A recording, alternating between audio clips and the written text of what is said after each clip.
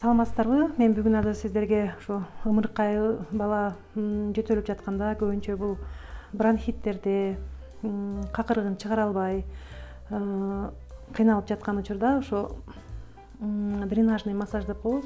Ошол массажды кандай жасаш керек экенин көрсөтүп берем да.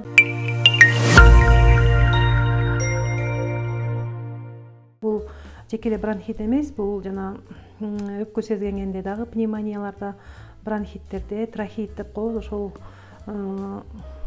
учурларда жасасак болот да.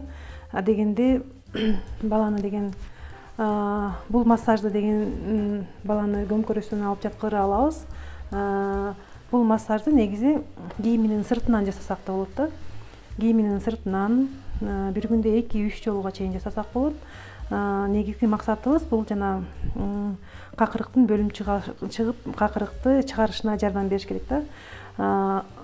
Дегенде жаткызып, мындай поглаживающий деп коебуз орусча, мындай кылып, дегенде массаж кылабыз, андан кийин пастуральный деп коебуз, мындай кылып соккулайбыз көбүнчө.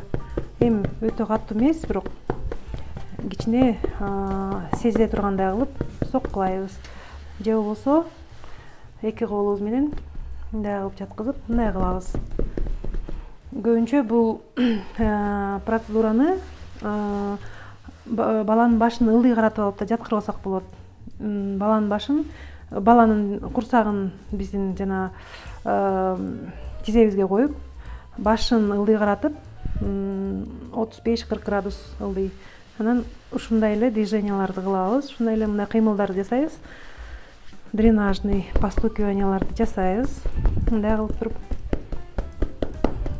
туруп, кайра баланы мындай кылып жаткызып алып туруп, кичине могу 3 бурчтуу гана моделине дагы ушундай кылып дренажный массаж кылсак болот. Эми бул массаждын основном көбүнчө бир 5 же 7-10 мүнөткө чейин жасасак болот.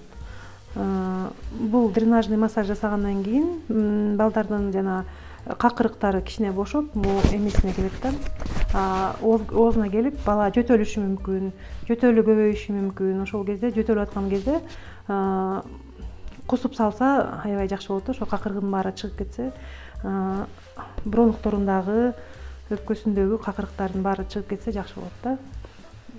Ошо баланын бат сакайып кетишине бул жардам берет. Себеби кичинекей балдар көбүнчө булар какырык жөтөлө алышпайт, какырыгын жакшы чыгара алышпайт. Ошондуктан биз аларга ушул какырыктын чыгышына жардам беришибиз керек да.